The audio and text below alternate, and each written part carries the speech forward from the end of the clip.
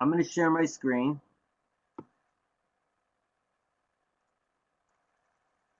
with you. So you have the sheet in front of you. Everybody has that sheet, right?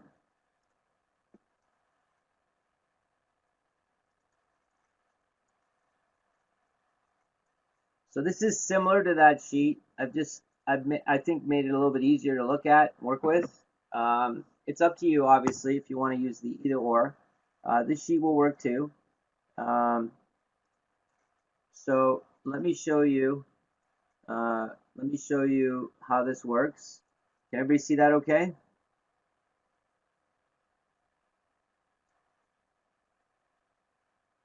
Everybody see the screen okay? Can you just get a Y or a yes? There we go. Okay, good. Do you need it a little bit bigger?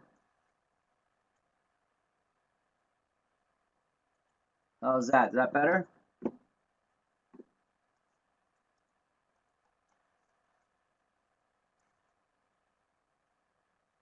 Okay, good. All right. So let me explain the sheet, and then if you want me to, I will allow you. I'll let you guys download it from the site, like from the screen. I could just allow you to download it from the Adobe Connect app. Okay. So is anybody on a phone tonight, or is everybody at their computer? Anybody on a phone?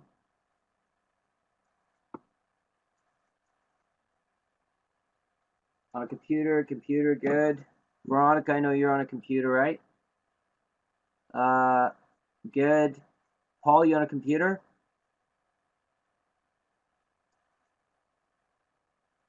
Let me see if Paul can hear me.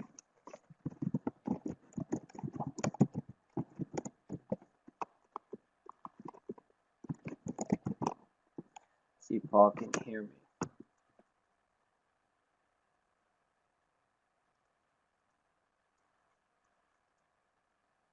Elena, can you hear me?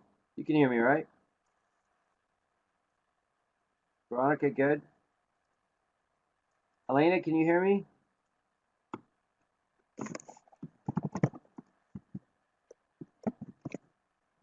I don't know if let me see if a couple of us can hear. Can you hear me?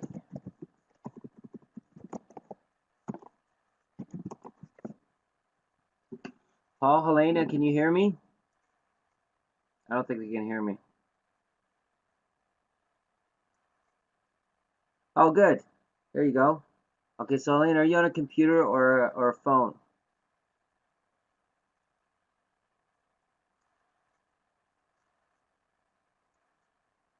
Traveling? Okay, so you're on your phone, is that right?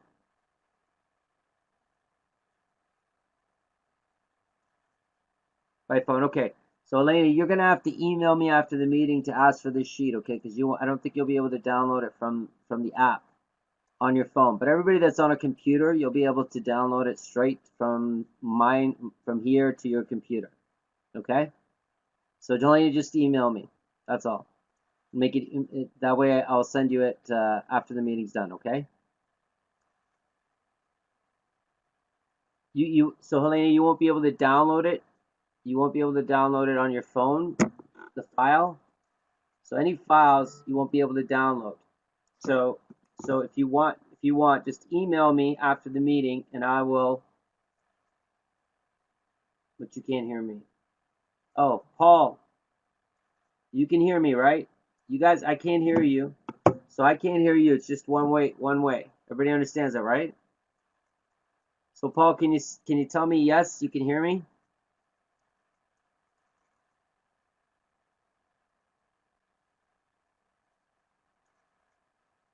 So let me just go back to Helena. You can hear me on your phone. You're just going to email me. Sam, can you send me the file from tonight's meeting? Can you do that?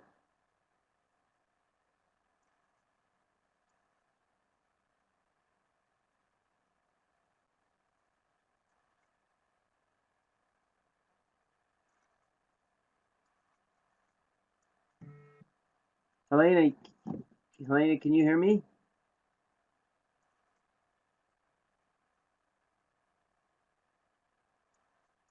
You still with me? Okay, can I get a yes from somebody else? There you go. I thought maybe a broke connection. So Paul, can you hear me? Because you sent me an email that you can hear me, but I can't hear you. You can only hear me. That's right. That's right. And Helena, can you hear me? I kind of lost you there. Maybe they can't see the box. Paul, can you hear me? Please type yes. Yes. There you go. And Helena, there's a text box, as you can see. You've been typing in. Maybe she can't type in right now. It's okay, folks. This happens on our first meeting. We're just trying to get the technical glitches out for everybody so you can hear okay. Okay?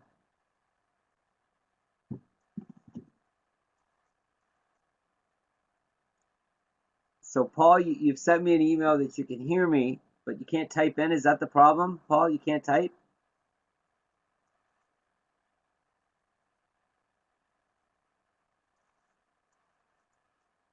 Helena, are you still there? This happens. She's still there. So is Paul.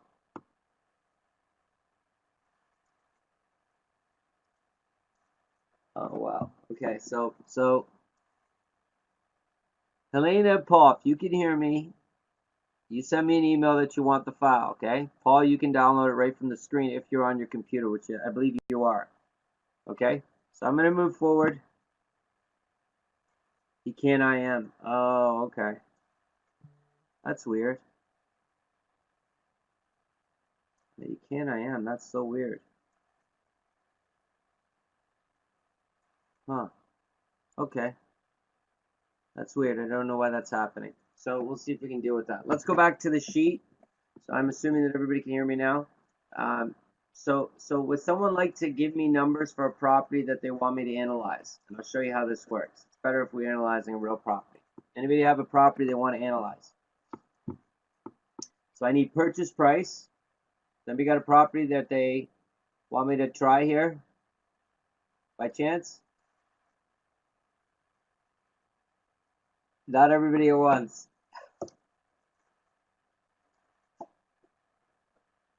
Anybody? No? Chris, maybe?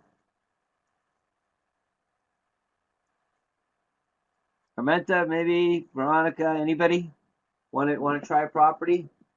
We looked on Zillow. Okay. So let's do this. Okay? Let's look at a property that's $200,000, okay? $200,000 property. So you put 200,000 in here, okay? And then I have number of units here, okay? And then the average per unit, let's say we make $1,000 per unit, so we put 24,000 per year. So yellow you can type in, okay? Yellow you can type in, okay? So I'll come back to this in a little bit, okay? So we'll do a little bit of the sheet today, and then we'll have another meeting next week on Thursday again, okay? Is everybody okay with that? Thursday, same time, does that work?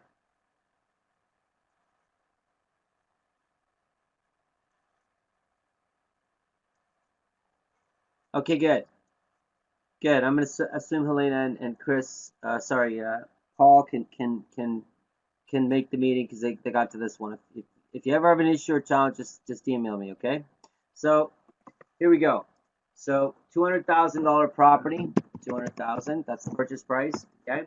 We have rental units to $1,000 per month, okay? Now, how much would the taxes be on a 2-unit building, a duplex in Colorado? Tell me, Colorado Springs. What would be the taxes? About $2,000 a year. Is that right? About 1%. Does that sound right?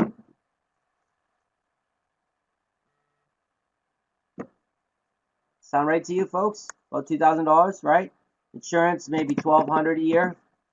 Okay. And let's assume the tenants pay all the other bills. Okay, so we just have these two bills. Okay, for the duplex, they pay for everything else. Okay. Then we have vacancy at 5%. We have maintenance at 5%. We have management at 10%. Okay. So those are going to be standard for us moving forward. Okay. If it's higher, we'll put it in. Okay, we'll put it in. It'll make the changes. Let's just assume we're going to have a vacancy rate of 5, a maintenance of 5, and a management of 10, okay? Pretty good with that so far? So real simple, we're just putting in the expenses here in the yellow. It'll tell us what to do, okay? This side here, you just got to change the percentages, right? So it says right there, the percentages, if you hit the corner of it, it'll tell you, it'll give you a little message. It'll tell you, cannot be modified, cell will turn red. So if we change this to a lower than rate, it's going to turn red because 5 is kind of the standard, okay? Okay, so 5, 5, and 10. To come here, the net operating expense is $8,000. So these are all our expenses right here. See this? These are all our expenses. They add up to $8,000. That's 33% of the total amount that we're bringing in, right? This number here. So this number here, 24,000, that's the number that it's taking it away from, okay? So this cell, 24,000, represents the total income we're getting from the property, 1,000 per unit, right? 24,000. And this is saying 8,000 makes up 33%. So 33% of the money is going to, that we bring in, is going to expenses, okay? This leaves 16,000 for net operating income. That's how much money we get to keep, okay, before financing, right? So this is how much we get to keep. And 66.7% is the remaining amount, okay? So these add up to 100%, okay? And we come down here and then we have the mortgage. Because it's a residential mortgage, right, we can use 80% and we can use 20. So let's do this. So imagine that you put 20% down, a down payment of 20%. So the first mortgage, let's say, is at a 4% interest rate. $160,000 is the mortgage, a 30-year mortgage at 4%. The monthly payment is $760. The total for the year is $9,129, and that takes 38% of the income that we were bringing in.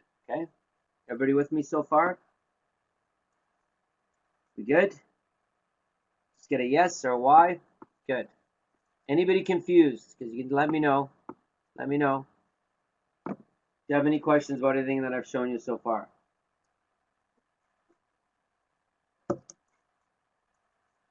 You good? Okay. So let's talk about these key success indicators. So I'm going to blow this up a little bit. Okay. Okay. So you see the cash on cash return is 17.18%. And you can see that we like a 30% return on that. Okay, but 10, I'll tell you right now, if you're getting double-digit returns, 10%, I'm okay with that. Okay, average profit per unit, $286. We could, 75. I'd like that to be 100, so I'll just change that right now for you guys. Okay, so 100 per unit. Okay, GRM stands for gross rent multiplier. So gross rent multiplier is a function of dividing the purchase price by the gross rents. Okay, so purchase price divided by the gross rents, that gives us GRM. Okay? We like that to be 6. So the lower it is, the GRM, the better. Okay? Cap rate represents the return on investment if I paid cash. So if I paid cash for the property, I'd make 8% return. 8% return, okay, if I paid cash. Now, do we want to pay cash on our properties? Yes or no? You can answer this. Do we want to pay cash for our properties?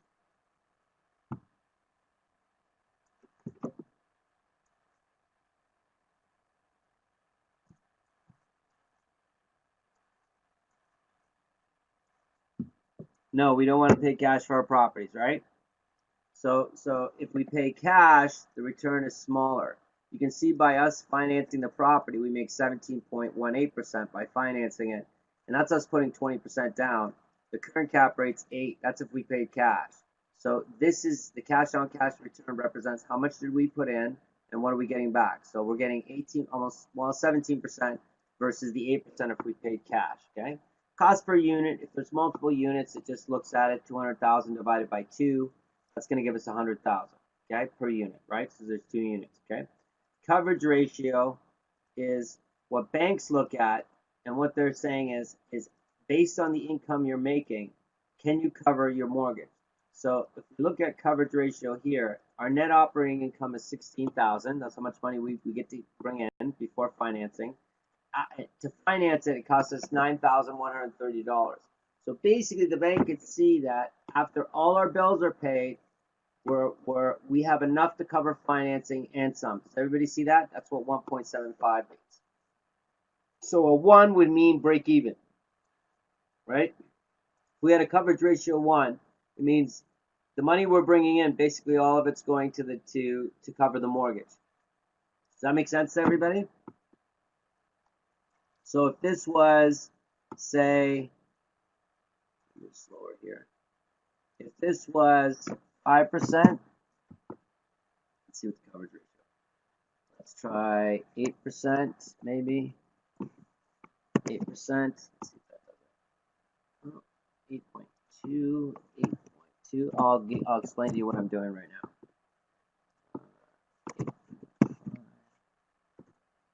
6, 9%. 9.9, 9.7. Okay.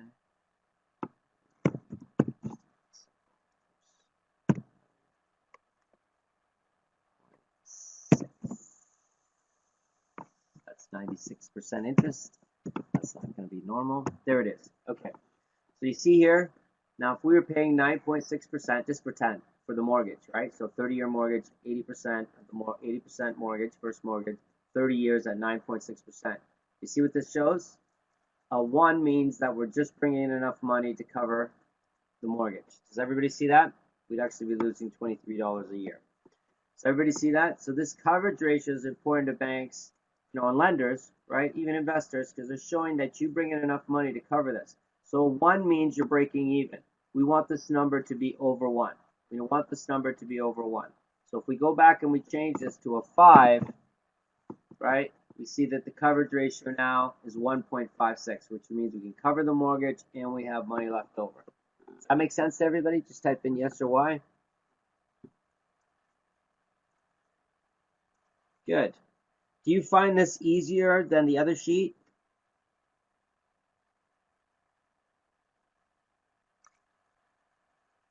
Okay, so what I'll do is I'll let you have this sheet to play around with. You can keep the other one too.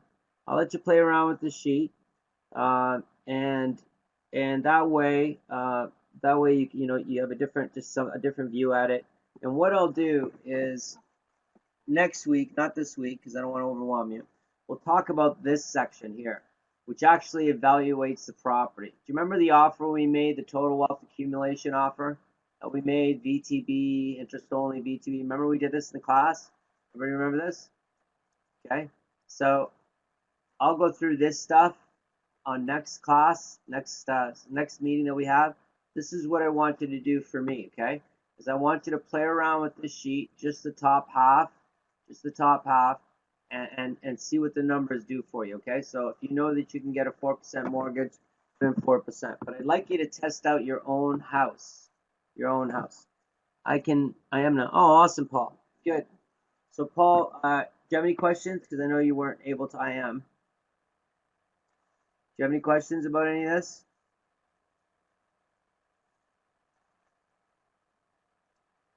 This section here, folks, just so you know, this is a standard cap rate, meaning what would this property be? No, this isn't RESS. This is just a tool that I give you that you can use. You can use, obviously, RSS is a great tool. This is to help you evaluate properties. It's a simple Excel sheet with some formulas so you can quickly evaluate property value, property and see if they cash flow. This right here, this area, I added it because let's say that in your market, the standard cap rate is 4, okay? That would mean this $200,000 property, based on the income on it, the retail value of this would be $400,000 based on this property. So even though you were getting it for 200, retail would be close to 400. Now we're still going to do comparables. You're still going to talk to a realtor and do all that jazz, okay?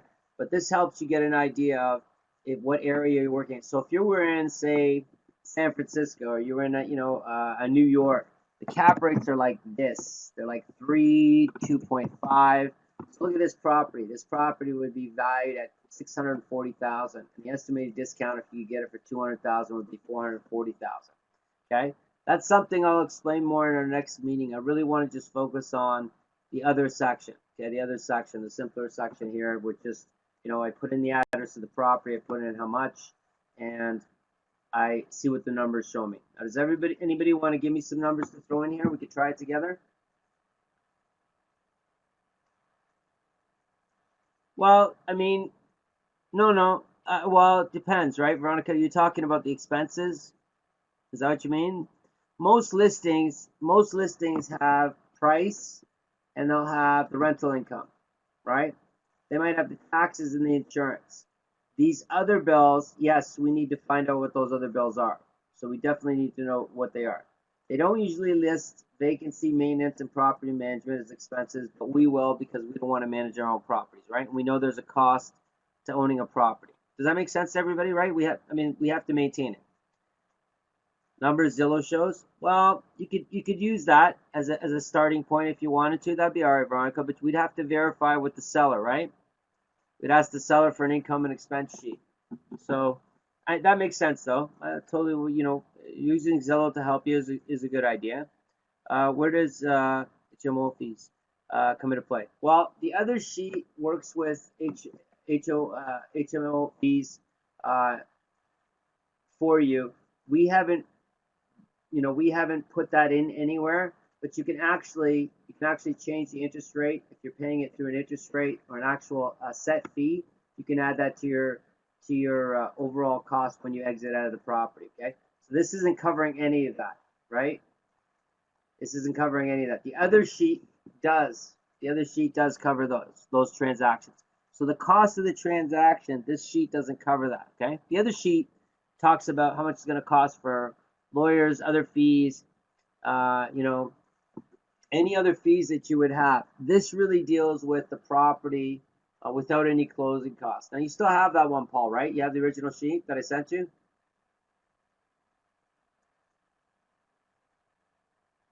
Okay. Oh, you don't? Okay, so I'll let you see that one too.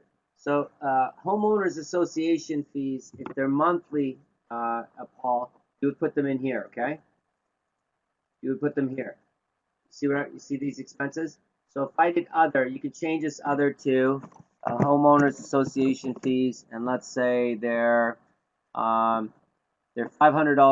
a month, $6,000 a year, right? So I'd go 6,000, and then I would put the 500 there. Does that make sense? So any fee that's not listed in here, you just change one of the others, right? You can change the others, okay? Now, let's say that you have one that has maintenance. So let's say it says the maintenance is $2,000. You can see that the $2,000 will immediately come off of here. Okay, do you see that would happen? Because I put in that fee. So otherwise, we're going to assume it's $1,200. If they say that the maintenance cost is $2,000 a year, okay, we're going to assume that it's $800 too much. Does everybody see that? It'll automatically switch this one. So if maintenance is already shown, it'll take this maintenance cost away. But it's also showing us that the maintenance is $800 too much. Okay, that's a little alert for us. Does that make sense to everybody? Okay. Okay, so let's say that the management they say is $2,000 a year. Okay, $2,000 a year. Okay, so if it's $2,000 a year, we'll still add an extra $400 from here. But you see what it did? It switched it from $2,400 to $400 automatically. You don't have to do that. So just put in the expenses that are there, right? Put the expenses that are there, and it'll adjust this automatically for you. Okay, it'll adjust it automatically for you. This just might be a little bit easier to work with than the other sheet. Either or is fine. Either or is fine. And we can continue to use both as a tool. Okay. Any questions so far by anybody? Again, where do you get those numbers? The owner. So Veronica, are you talking about the expenses? Is that what you're talking about? These numbers? Okay, so these numbers, yes, they would come from the seller, or the realtor would have those for you. So yes. But a lot of the times, Veronica, they don't show any of these numbers. They only show, okay, so these would be gone. They show taxes and insurance, right? Typically, you see taxes and insurance, and you see the purchase price. This is on the list, right? Purchase price, how much they bring in rent, income, gross income, taxes, and insurance. That's all they show. They typically don't give you any numbers here, so they usually. So this is what it looks like. So look, if I put zeros all here, and this is the listing, right? The listing will show these two things, and it'll show this, and the number of units. So if I look at my numbers, right, and I think the mortgage, 30 years, 4%, I put 20% down. Look how good this property looks. Everybody see that? Look at the coverage ratio, 2.28. Wow, this looks amazing, right? 29% return. This looks amazing, right? You know, the GRM is 8, the cap rate is 10. That's awesome. This looks like a great property. So if that were the case and we didn't have to pay for all those expenses, this would be an excellent property. But here's the problem, Veronica, and this is where you're asking the question. I totally understand. They don't tell us any of these other expenses. So is vacancy a real expense in real estate? Yes, it is. Is maintenance a real expense in real estate? Yes, it is. And if we don't want to manage our own property, we're looking at 10%. Now look what the numbers did. All of a sudden now we're at 18. It's still good property, but this is real cost, right? So going back to your question, Veronica, we definitely want to know any other expenses because, we don't want to get a property and then find out that the money, that we're making money in the deal or not making money, okay? So great question. Assume the landlord is paying the utilities, right? Some units may have the tenants pay utilities. So if tenants are paying utilities, we'd have no additional costs unless there were some common areas that we had to take care of. Otherwise, if we're paying electricity, the water, sewage, insurance, the gas, snow, garbage removal, all this stuff, heating, cooling, the snow removal and stuff like that, we could put a cost in there if it's that type of area. But heating and cooling and stuff, if we're paying it, we definitely want that money in there. We definitely want that money in there. So if it's a property that's renting out, inclusive of, heating and water and all that stuff, let's say this is another, $4,000. That's what it's going to cost you. It'll make a big impact on the property. So let's say that the other utilities, like all utilities, are going to cost you $4,000 more. Now, if we come down and we look at these numbers, you can see that the cash-on-cash return is 7.18. The GRM is 8, which is not terrible. The cap rate, though, at 6 is low. So we would like to see the cash-on-cash return at 10% minimum. So I'm going to change this to 10 actually for you guys. Okay, but 10, it's got to be double digits. It's got to be double digits, okay?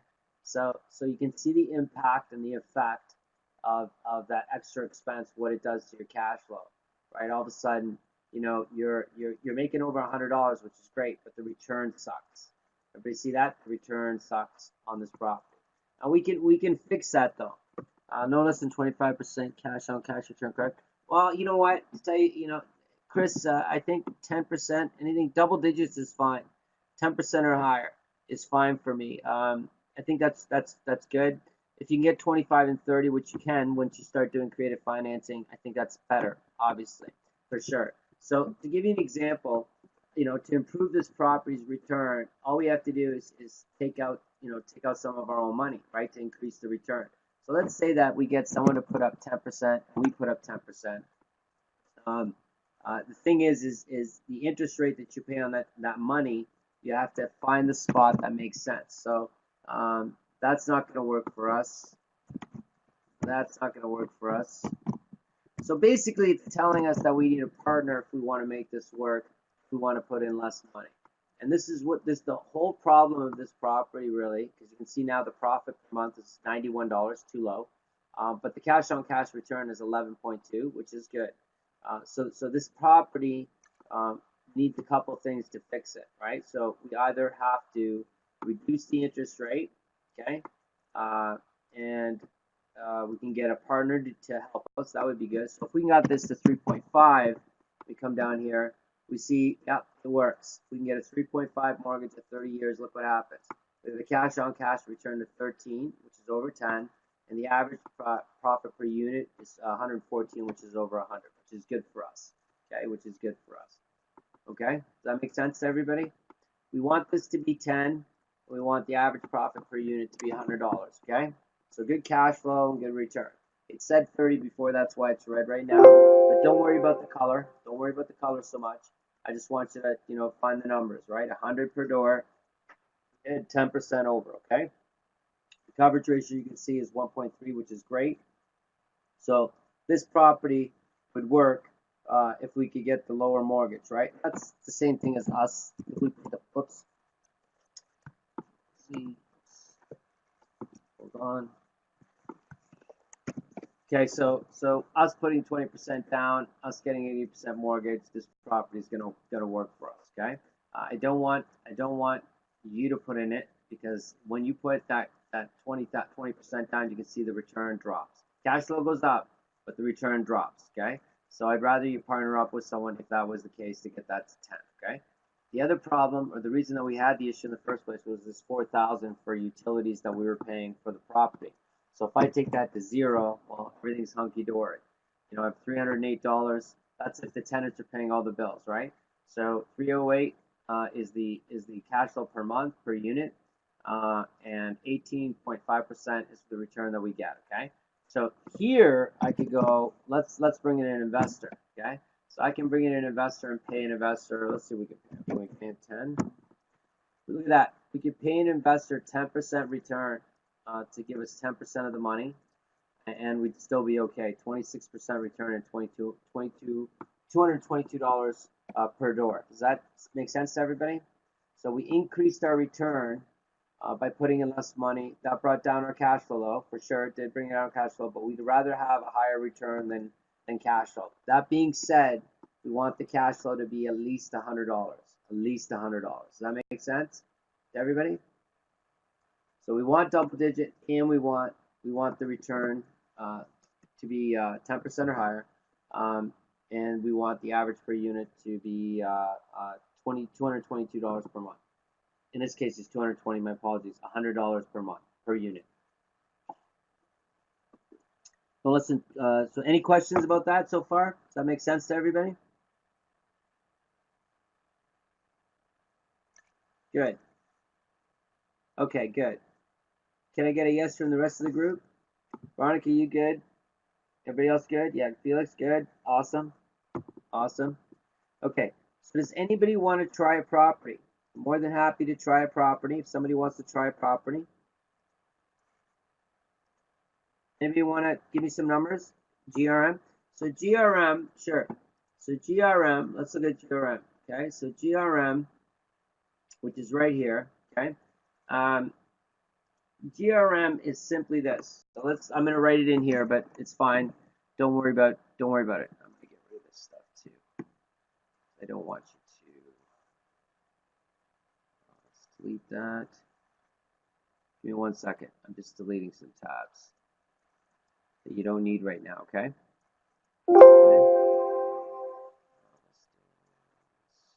This is the MLS listing. You used to do it automatically. I don't want to do that stuff to you right now. There's closing costs, by the way. Any closing costs that you want to put in, I'll leave that there for you so you know what it is.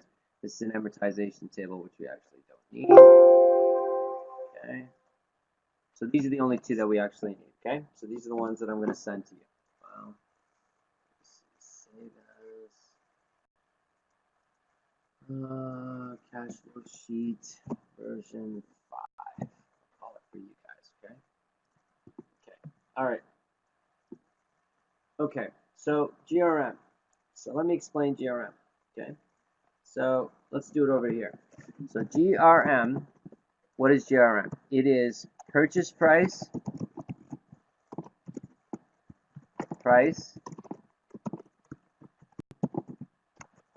okay, divided by gross income.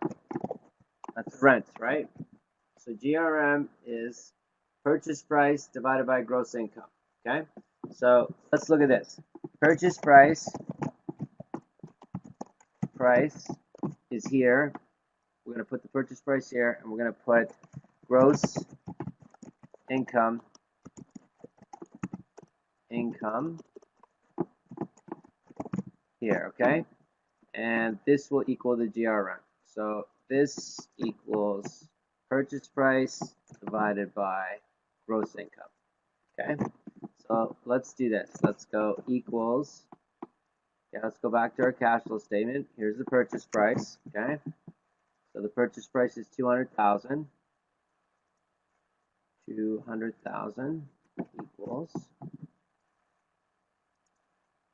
this 200,000.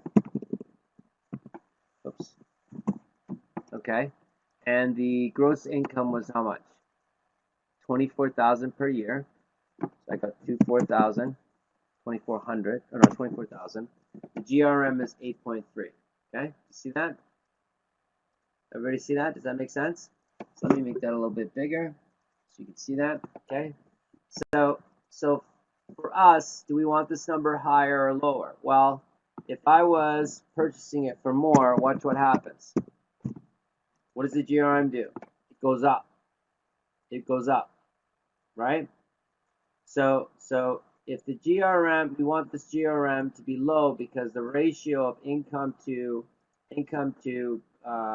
purchase price is important to us. Because what we're asking here in this question is, hey, you know, how much do I have to pay? That's the purchase price. How much do I have to pay to get this gross income? $24,000. Does that make sense, Veronica? We're asking how much does it cost us to get that income? That's really what it is. So do we want this to be smaller? Yeah, we want the cost of getting this income to be lower. So I'd rather this be $100,000, right? So $100,000, what is the cut point? So the cut point really, I would say on a property, you saw that the goal was 6, right? Remember the goal was 6, right? I would say your cut point is when you get into 10 for GRM, it's pretty tough to make the property work. Okay? It's pretty much to make the property work. Okay? I'll explain that in a second. I'll explain why, okay? But the higher the number is, it's not good. Yeah, ideal would be 6 or lower, yeah, for sure. But you're probably going to see properties that are closer to, you know, let's see, that'd be 12, let's say 250. 250. Yeah, you're going to probably see things closer to this, maybe 225. They'll be under, you know, they'll be under 10. They'll be 10 or under, but they might not be 6, which is really good deal. So you can see that if I only paid $100,000 for this property, the GRM would be 4.16, which would be outstanding for me, right? Does that make sense to everybody? Have I lost anybody yet?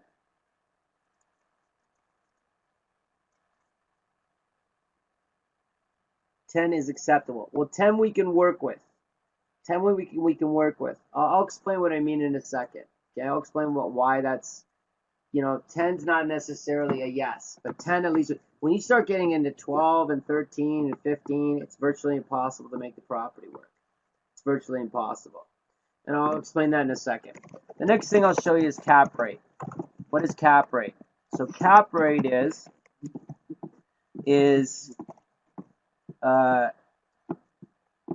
net operating income divided by purchase price. Okay? So to give you an example, let's just move this down.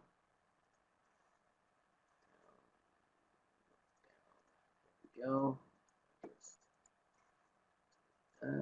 Go up. Let's do this here. Put it here for a sec. Divided by purchase price. Okay? Okay, there we go. 1 second. Okay, so here, net operating income divided by purchase price, okay? So the net operating income is after we pay expenses, right? So and the purchase price, we're just going to link to this, okay? So this equals this, okay? This equals this, okay? So the net operating income on this particular property was net op. So after we pay our expenses, these expenses, right? What do we have left? It says that we have 16,000 left. Okay, so let's go back. Let's put in 16,000. Okay. Okay. So what this is telling us, actually, what this is telling us is it's giving us a return on investment if we paid cash. So if I go to figure out ROI, it's this divided by this. That gives me the ROI, which is the cap rate. So it's represented by a whole number, but really this is telling us that we're making 16% if we paid cash. Okay? If we paid cash.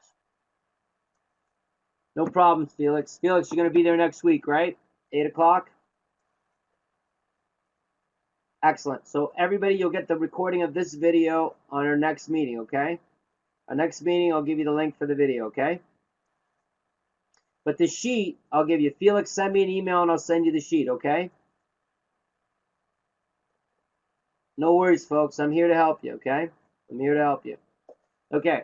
So, and you can see, as you start learning, you'll see how much more you're going to know than the average person. You're way ahead. Just by going to 3-day class, you're ahead. But wait till you get into this stuff. This stuff's awesome. It'll blow your mind. So definitely something, you know, that'll really help you become a better investor, okay?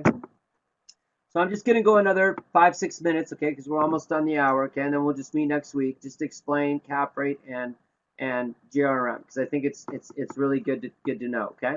So GRM, we know that we like the 6 or lower. Cap rate, we actually want it to be a higher number, so we like it 10 or higher. So what basically that's saying is the return on investment. So it's really ROI if I paid cash. So ROI if paid cash, okay, for a property, okay? If I paid cash for this property, I would make a 16% return. Everybody see that? Okay, Felix, good. That's great. So remember, it was really 200,000 we were looking at, right? So just to give you an idea, 200,000. So 200,000. If I pay 200,000 for this property, the GRM will be 8.3. Not bad. Under 10, we're good, right? I'd rather it be 6, but that's okay. And if the net operating income is 16,000, so after I pay my bills, right? After I pay my bills, I have 16,000 left over, and the purchase price is 200,000. I would make 8% if I paid cash. Does that make sense to everybody? Right? That makes sense, right?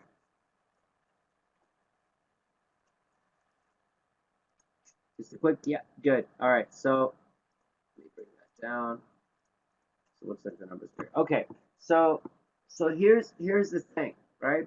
So 8%, 8 cap rate is okay.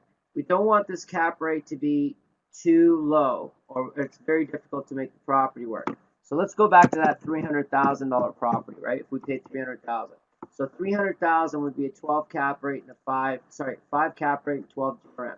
This property would be extremely difficult to make work, and let me explain why. Okay, let me explain why. This 16,000 is the net operating income here, right? That's after we pay our bills. But if I change it over here, you'll see that we won't quite have 16,000. Okay. If you come down here, oh, my apologies, because the gross income, that's fine, yeah, because we're still bringing in 24,000. But you'll see the cap rate and the GRM change here, 12.5, 5.3. It's rounded up on here. That's why we only see the property at 5. But there's, if we just do that, you'll see the 5.3. Okay. Now here's your problem. If we had to pay $300,000 for this property, look, we basically break even after we financed it.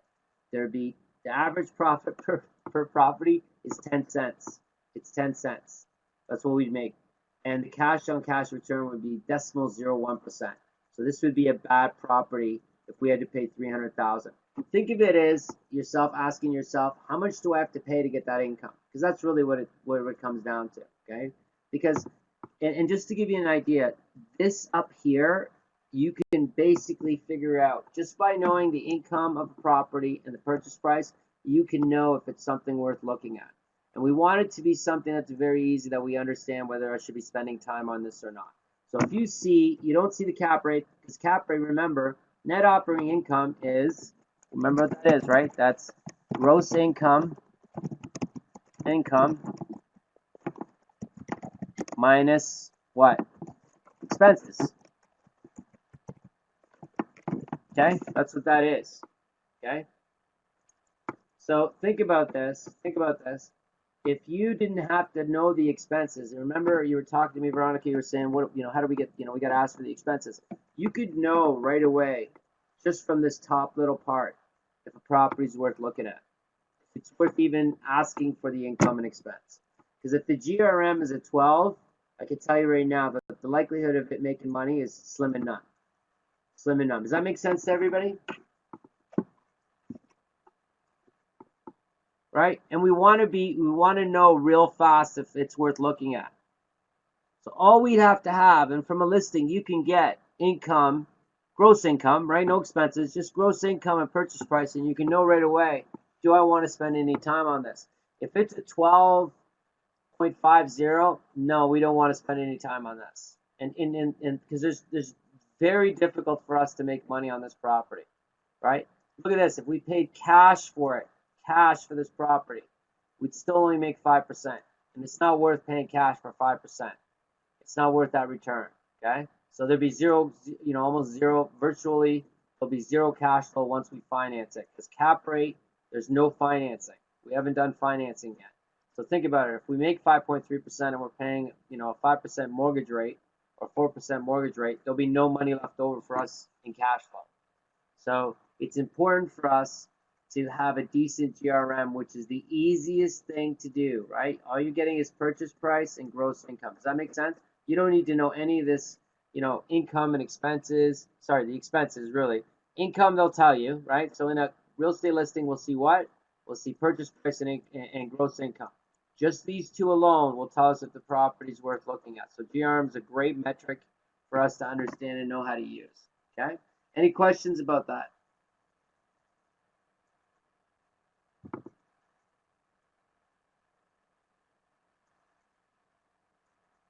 Give me a second here. The income is based on historical figures, right? Well, I mean, income, theoretically, I mean, you look at the market, right? But Paul, if we knew that someone was living there and they were paying rent, that's the number we would use, right? Because they're the tenant, right? So the market's going to decide what's good rent and what's bad rent, okay? But rent, the gross income is going to be decided by the market.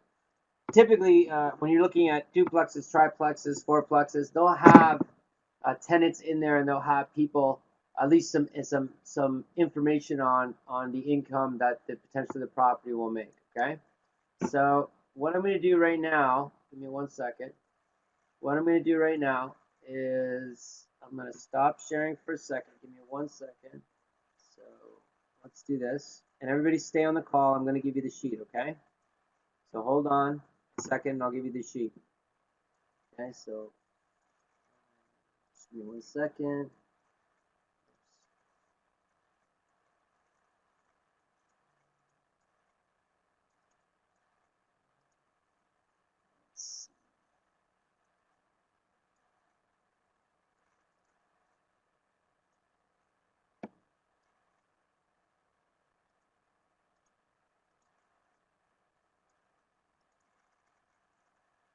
Okay, so let me give you this sheet. 1 second. And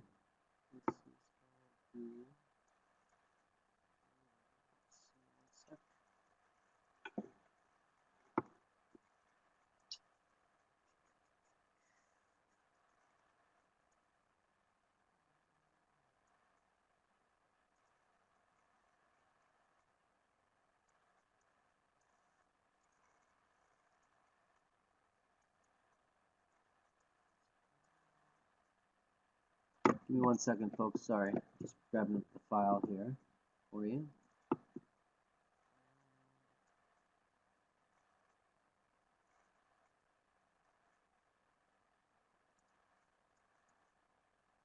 Here we go.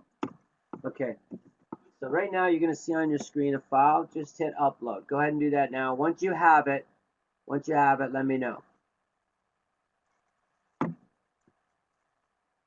So I don't know what's going on with the WhatsApp group. Why doesn't someone from this group set it up, okay? Did someone from this group set it up?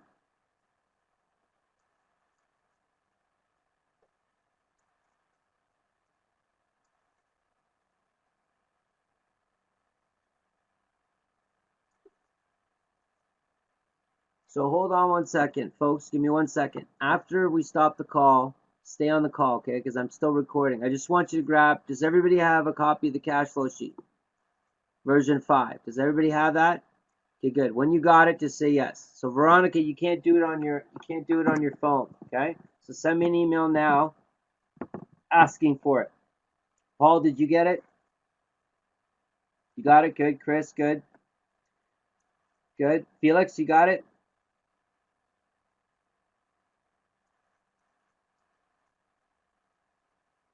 In progress. Okay. In process. I'll send it to Mary. Okay, good. Good. That's great. So Mary, you're good? Okay, good.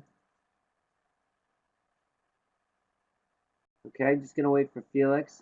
Okay, so I'm gonna wrap up the meeting. Stay on the line here for a second. I'm just gonna stop the recording. Okay, so just hold up. Anybody have any questions before we wrap up this evening?